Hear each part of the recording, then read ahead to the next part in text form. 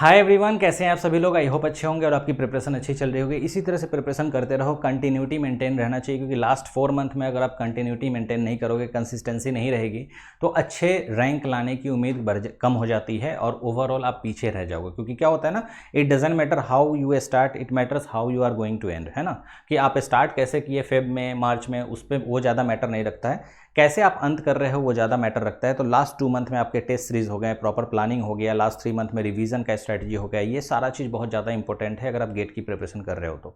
इस वीडियो में मैं बात करने वाला हूँ PSUs के बारे में, क्योंकि आप लोग है ना बिना क्रैक किए हुए पहले से आपको हर चीज़ पता होना चाहिए। तो उसमें आपका एक जो सबसे इंपॉर्टेंट चीज़ होता है कि भाई does year gap matters in PSU selection.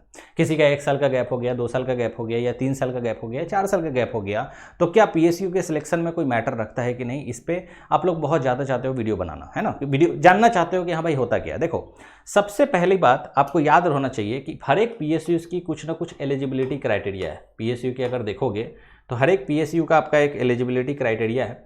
उस एलिजिबिलिटी क्राइटेरिया को अगर आप फुलफिल कर रहे हो, मतलब कि आप रेडी हो PSU में जाने के लिए।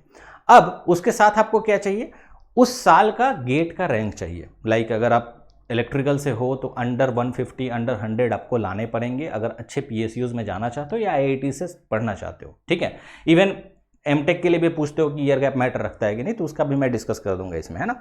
तो PSUs में आप जैसे सपोज करो 2 साल 3 साल का गैप है और उसके बाद आप पहुंच रहे हो, ठीक है, तो सबसे पहले तो रैंक लानी पड़ेगी बॉस, है ना।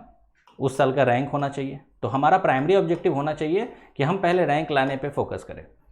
सेकेंडरी ऑब्जेक्टिव है कि भाई हमको PSU सेलेक्ट करने में ईयर गैप मैटर रखता है कि नहीं। तो प्राइमरी ऑब्जेक्टिव हमारा ये है, ठीक है। अब हर एक PSU का आप देखते होगे एक एज लिमिट होता है। मोस्ट ऑफ द PSU जैसे देखोगे ना, तो एज लिमिट होता है अराउंड 27 साल 28 साल, इसी के आसपास में 27 to 28 ईयर्स सारे PSUs का इसी के आसपास एज लिमिट होता है। इसका अगर आप क्राइटेरिया फुलफिल कर चुके हो, दूसरा आपके पास बीटेक की डिग्री हो चुकी है, जो कि 4th ईयर में ऑफकोर्स हो जाएगी, है ना, बीटेक BE जो आप कर रहे हो, तो ये 2 अगर एलिजिबिलिटी क्राइटेरिया आपका फुलफिल हो गया है, तो फिर मुझे नहीं लगता है कि आपको ईयर गैप मैटर रखता है। अब सवाल ये है कि जब आप सेकेंड ईयर में हो, ये सेकेंड ईयर बोल रहा हूँ, जैसे आप पास आउट हुए, पास आउट हो गए, चले गए, चल के 2 साल ड्रॉप है आपका, सपोज करो 2 साल नहीं 3 साल ले लेते हैं, 3 साल आपका ड्रॉप है, ठीक है। 3 ईयर्स आप ड्रॉप कर चुके हो और उसके बाद आप गेट में लगे हो और इस साल आपकी रैंक मान लो 100 आ गई, है ना, रैंक आपकी 100 आ गई। तो जब आप PSUs के इंटरव्यू में जाओगे, ज़्यादातर PSUs इंटरव्यू लेती है ना, तो इंटरव्यू में जब जाते हो तो वहाँ मोस्ट ऑफ द PSUs में 85% आपका जो वेटेज होता है वो टोटल का टोटल रैंक का वेटेज होता है। जो आप गेट एग्जाम देते हो उसका वेटेज होता है। रेस्ट 15% जो होता है वो इंटरव्यू प्लस जो भी आपका GD वगैरह होता है उस पर डिपेंड करता है। तो आप खुद बताओ, अगर आपकी रैंक अंडर 100 है तो वो जो 15% है उसका वेटेज ऑब्वियसली कम है, और उसमें भी ईयर गैप का वेटेज तो और कम होगा। तो ऐसा मत सोचो कि ईयर गैप हो गया तो आपको सिलेक्शन नहीं होगा, लेकिन एक सवाल जरूर आएगा कि ये 3 साल आपका गैप क्यों है, ठीक है। आप उसमें रीज़न दे दो कि हाँ भाई मैं फाइनेंशियली स्टेबल नहीं था जिसकी वजह से हमें एक जॉब करना पड़ा, या हमारी रैंक नहीं आई थी जिसकी वजह से हम PSUs ही जाना चाहते थे, तो मैं डेडिकेशन के साथ पढ़ते रहा, लेकिन उसके साथ जब मैं जॉब करता था तो उतना 100% डेडिकेशन नहीं हो पाई, 100% उस तरह से हम नहीं पढ़ पाए, तो थोड़ा टाइम ज़्यादा लग गया। ये भी कह सकते हो, ये भी कह सकते हो कि नहीं जहाँ जॉब करता था वहाँ पर ज़्यादा टाइम नहीं मिला, तो हमको 1-2 साल जॉब करना पड़ा, अपने फैमिली को फीड करना पड़ा, फिर हम 1 साल प्रिपरेशन किए और 3 साल के बाद PSUs में है। तो उसका एक रीज़न, एक वैलिड रीज़न आपके पास होना चाहिए, जो कि स्टूडेंट बना लेते हैं, कोई बड़ी चीज़ नहीं है, ठीक है। बहुत स्ट्रॉन्ग रीज़न आप बना सकते हो, ठीक है, कि बिकॉज ऑफ दिस रीज़न मैं गेट दिया ही नहीं, सीधे 3 साल बाद दिया, जो भी रीज़न है, ठीक है। वो रीज़न अगर आप बता देते हो तो मुझे नहीं लगता है कि आपका इसके वजह से रिजेक्शन होगा। रिजेक्शन नहीं हो सकता।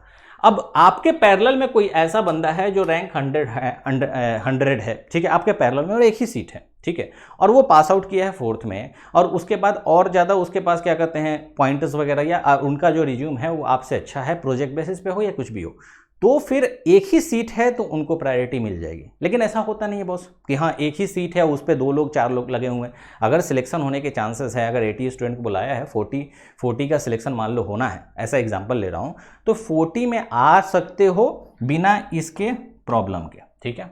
ऐसा कुछ नहीं है कि हाँ ये चीज़ है तो आपको रिजेक्ट कर देंगे, वैसा नहीं होता। लेकिन क्वेश्चंस आते हैं, ठीक है, उस क्वेश्चंस का आपके पास वैलिड एक स्ट्रॉन्ग रीज़न दीजिए, बाकी कहीं दिक्कत नहीं आएगा। सेम फॉर MTech ऑल्सो, है ना।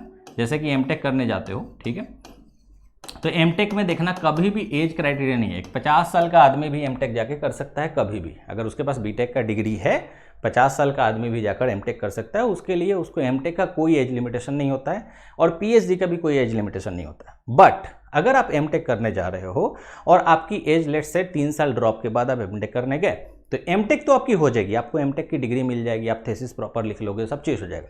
लेकिन वहाँ पे जो कैंपस प्लेसमेंट आती है, ठीक है, तो कैंपस प्लेसमेंट आएगी तो वहाँ की कंपनी जो आती है उनका एक एज लिमिटेशन हो सकता है। हालांकि एमटेक स्टूडेंट के लिए कभी मैं ऐसा देखा नहीं हो कि एज लिमिटेशन हो, लेकिन कुछ कंपनीज ऐसे हो सकती है जो एज लिमिट रख दे कि भाई 30 साल से ज़्यादा को हम नहीं लेंगे, चाहे आप एमटेक किए हो या नहीं किए हो, एमटेक वाले हो तब भी 30 साल से ज़्यादा को नहीं लेंगे।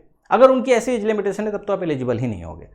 मोस्ट ऑफ द एमटेक जो स्टूडेंट होते हैं वो 3 साल 4 साल ड्रॉप करने के बाद भी जाते हैं और उनकी प्लेसमेंट हो जाती है। तो ऐसा आप दिमाग में मत रखना कि अच्छा 3 साल गैप हो गया, वहाँ कैंपस प्लेसमेंट आएगी तो मेरा प्लेसमेंट होगा कि नहीं। बहुत रेयर चांस है कि ना हो। एक ही कंपनी नहीं आती ना यार, सपोज करो आईआईटी में गए तो आईआईटी में तो बहुत सारी कंपनी आ रही है, तो कुछ हो सकता है आउट ऑफ 10 कंपनी एक कंपनी ऐसा क्राइटेरिया रख दे कि भाई 30 साल से ऊपर को नहीं ले, आपकी एज 30 है तो, लेकिन बाकी 9 कंपनी आपके लिए रेडी है। आप जाओ आराम से थीसिस लिखो, बहुत अच्छे से थीसिस को प्रेजेंट करो और जो भी आप रिसर्च किए हो उस रिसर्च के बेसिस पे आप उस कंपनी के लिए कैसे वैल्यू ऐड कर रहे हो उस पर ज़्यादा काम करो, ठीक है, तब जाके आपका ये मैटर नहीं रहेगा ईयर गैप। वहाँ जाके भी अब गेट की प्रिपरेशन करने लगे, अच्छे से थीसिस नहीं बनाए, प्रोजेक्ट अच्छे से नहीं लिखे, तो फिर दिक्कत है, फिर एमटेक में प्लेसमेंट का चांस ऐसे भी कम होते हैं और आपके तो ना के बराबर हो जाएंगे, ठीक है।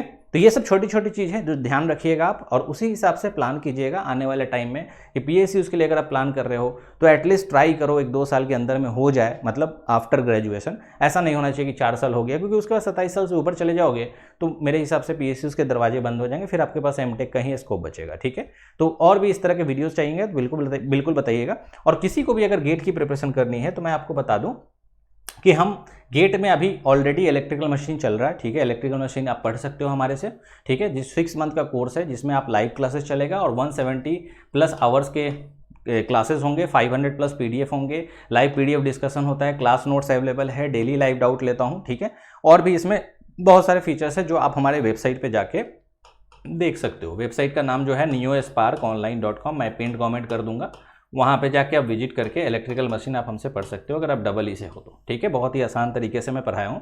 इसके साथ साथ आपको कोर कॉम्बो में मिल जाएगा, electrical machine, power system and power electronics का, और इंडिविजुअल सब्जेक्ट भी मिल जाएगा एंड नेटवर्क का एसी सर्किट मिल जाएगा। आपको कोई भी अगर डाउट है इस सब्जेक्ट को अगर अच्छे से प्रिपरेशन करना है तो बिल्कुल आप हमें इस नंबर पर व्हाट्सअप कर सकते हो 8292480183, ठीक है। इस पे आप हमें व्हाट्सअप करो, कॉल करोगे तो मैं नहीं उठाता, ये लगेगा भी नहीं, व्हाट्सअप करोगे तो क्विक रिप्लाई मिल जाएगा। कोई भी गाइडेंस चाहिए किसी से रिलेटेड आप बिल्कुल हमसे इस पे इंटरेक्ट कर सकते हो, ठीक है। तो मैं पिन कमेंट में दे दूंगा। बाकी आप अच्छे से प्रिपरेशन कीजिए गेट का, और कभी ये दिमाग में मत रखिएगा कि हाँ पीएसयूज़ में मेरा इसके वजह से सिलेक्शन नहीं होगा, लेकिन सवाल एक हो सकते हैं, उस सवाल का आप अच्छे से जवाब दो। बाकी वो लोग भी जानते हैं यार, जो लोग रिक्रूट कर रहे हैं उनको भी पता है कि हाँ बहुत सारी चीज़ें होती है, बहुत सारे बर्डन होते हैं, उनकी एलिजिबिलिटी क्राइटेरिया अगर फुलफिल कर रहे हो तो फिर कहीं से भी दिक्कत नहीं आएगी, ईयर गैप मैटर नहीं रखेगा, ठीक है ना। Sohail Ansari this side, signing out.